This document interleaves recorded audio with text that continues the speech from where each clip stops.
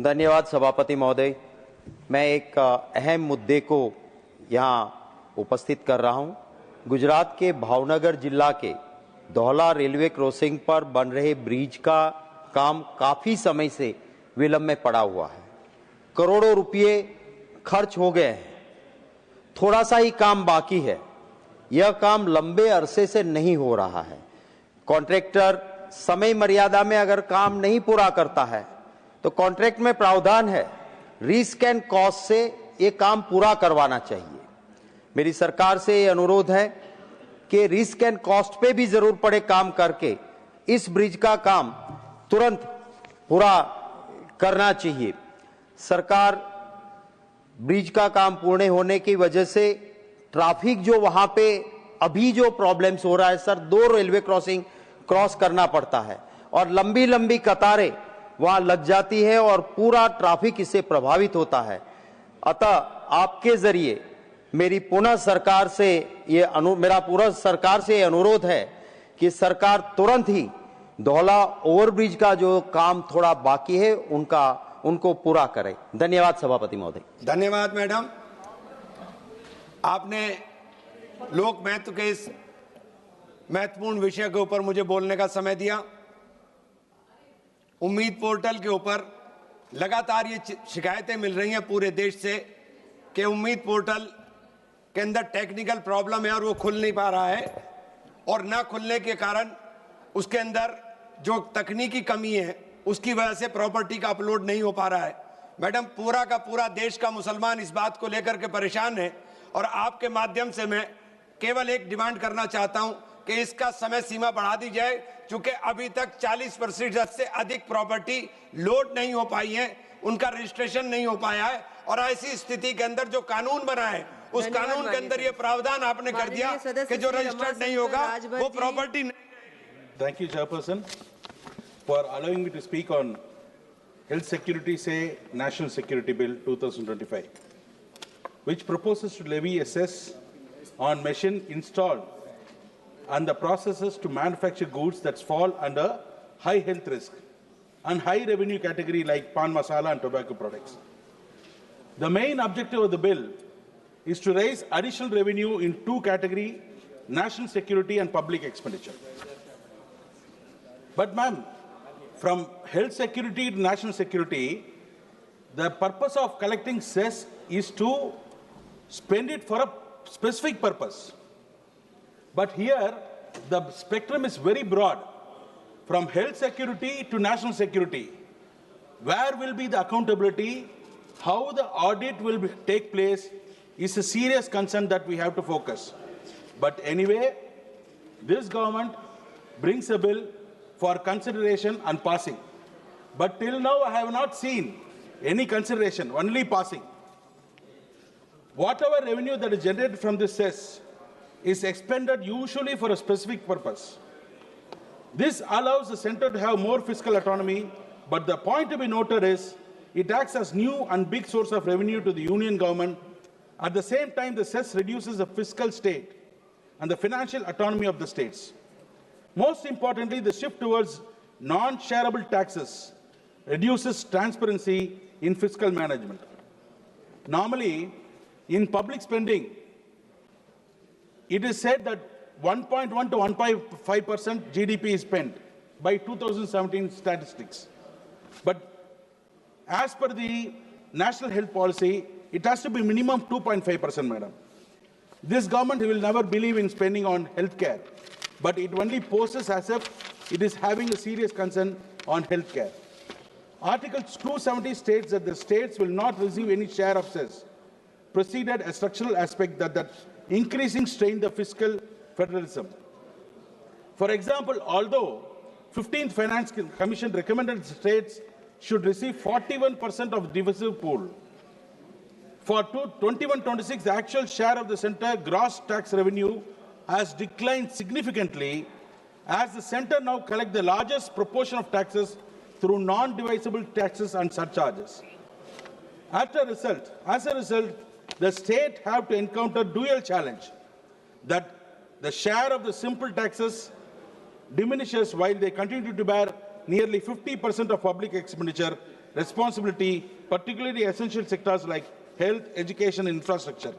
In this context, introduction of additional sources from which space are excluded for restricted and undermine the cooperative federalism. Combining health and national security and merging the two, both unrelated objectives, under one cess is dilution of priorities. Funds meant for public health may be diverted to security purposes or vice versa. This reduces transparency. Madam Chairperson, I would like to bring to your kind attention that more than 1.5 lakh crores funds collected by the government through the varied scheme for the purpose of higher education, road development, welfare of construction workers are lying unutilized. I am not saying, Madam, CAG's report. There is a huge possibility of diversion of funds for the purposes mandated under the Finance Act cannot be ruled out at all. Cess do not form the part of the divisible pool to be shared with the states. The cess that are collected are to be deposited to designated reserve fund. There is a huge shortfall of 3.95 lakh crores. Cess, which was not transferred for specific purpose, especially in the field of oil industry, health and education. Madam, intended beneficiary funds are Parambik Siksha Kosh, that is called PSK in 2005, and Madhyamik Uchchata Siksha Kosh, MUSK 2017, and Pradhan Mantri Swastik Suraksha Nidhi in 2021. But CAC finding says in 2018 to 19 and 2023 to 24, around 37,000 crore is shortfall in transfer. But the Finance Ministry claims that it is transferred 3.6 lakh crores, but still 1 lakh shortage is still there and it is not answered at all. The reasons are violation of fiscal transparency that is not transferring to the intended fund, violate Parliament authority and federal accountability and citizen trust. Madam Chairperson, another report, interesting report, which CAG says 2.75 lakh crore received from cess, 35 cess, different cesses, and levies in 2018-19. Only 1.65 lakh crore has been transferred to reserve fund, and rest was returned to CFI, that is Consolidated Fund of India. There is inflexible rule that we cannot park public funds outside government accounts. There are 3 funds in which government receipts are parked, and they are consolidated funds, contingency funds, and trusts. In 2021-22, government collected 52,000 crore, madam, through health and education cess. Out of it, 60% of the fund, that is 32,000 crore, was transferred to Parambik Siksha Kosh. But till now, there is no fund transfer for MUSK and PMSSN, ma'am. Ma'am, last, ma'am, this government, interestingly, hiding themselves behind minor head 800. That is other receipts and other expenditures. In 2019-20, CAG report said, repeated uses of minor head 800 results in opaque of accounts and needs to be curtailed. In latest report, government auditor said 60% of the expenditure under 9 major heads like health, roadways, everything, ma'am. 1 minute, ma'am. Through land reforms was under minor head 800. The total expenditure under 9 major heads worked out 79,000 crore. Out of the 60%, 48,000 crore was treated as minor head 800. That is mere account adjustment, ma'am. So this is for the point of concern where the government keeps on imposing cess and being not utilized for the specific purpose. The transparency is lost, opaqueness is dominated, accountability is questionable. Hence, I strongly object. And last, ma'am, by adding one more cess, this government is making a big mess. Thank you, ma'am. Karthi Chidambaram. Yes, thank you, sir. Right. Thank you, sir. Sir, this bill, बोलते बताते रहना कोई दिक्कत नहीं ठीक करना हमारा काम है. this bill is actually a continuum of yesterday's bill, sir. And you have given adequate time, in fact, very luxurious time for both the bills. This also shows that the government has a very light legislative agenda. Anyway, thank you for the time, sir. Sir, this bill is called the Health Security National Security Cess Bill, sir. This name confounded me. Because, see, sir, say if you actually look at it in the English dictionary, it actually denotes the chemical selenium. So I was completely confused why selenium is here in this name of the bill. Then I had to ask some of my colleagues. They told me that say is actually a Hindi word which says that it's from health security to national security. So this government is now levying a cess to strengthen health security and national security.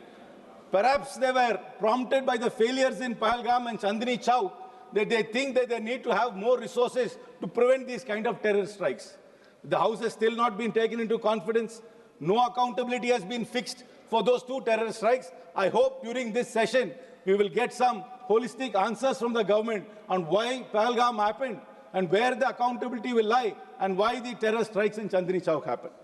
Sir, I have some specific objections to the bill. My colleague, Dr. Vishnu Prasad, has very eloquently talked about the anti-federal nature of cess tax. Every time a government raises cess on some pretext, the money is never really spent on the intended purpose. This is not just a critique of this government, sir. Successive governments in India have raised cess and never spent on it. And there are enough reports which say that the money collected as cess, even the education cess, I think one report said that we collected some 4% as education cess, and about 90,000 odd crores has never been deployed. So this, I'm afraid that this fund also will face the same condition, and the money will never be spent for intended purposes. When it comes to intended purposes, the bill doesn't say what the intended purposes are. It basically says health security to national security. It's like motherhood and apple pie. Nobody can object to it. But what are you going to specifically spend it on? That has not been specified at all. How much revenue you will get in this through this cess? That has not also been specified, sir. This is an overarching bill which gives the power to the government to add any other product to it and also to increase the rate without ever coming back to Parliament. So it is actually going to bypass Parliament in the future. It is going to collect money which is not going to go to the states. In those 2 counts, I object to this bill, sir. Third, sir, this bill, the cess is going to be not on production, but on production capacity. This production capacity is going to open a Pandora's box for the bureaucrats to go and harass these manufacturers. Because one manufacturer will have a certain production capacity, but he will say, my machine is not working. So how do you calculate my production capacity? I have not got my spare parts. Last year there was a flood. Insurance company is not giving me money to repair my production capacity. So this is the most arbitrary way of levying a tax. This is going to create confusion. This is going to create corruption. This is not ease of doing business, sir. This is only helping the bureaucracy, another tool to go and harass. So this bill is anti-federal because it is a cess.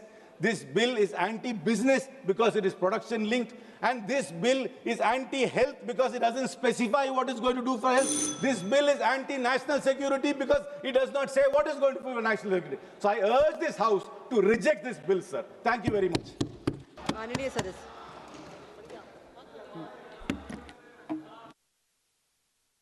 से क्यों होता है अच्छा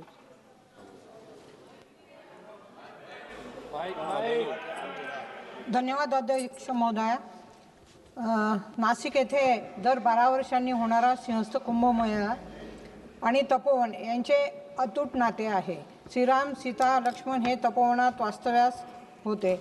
नाशिकमधील 2027च्या सिंहस्थ कुंभमेळ्यासाठी तपोवन परिसरामध्ये 1150 एकरांवर भव्य साधुग्राम उभारण्याचे नियोजन करण्यात आले आहे.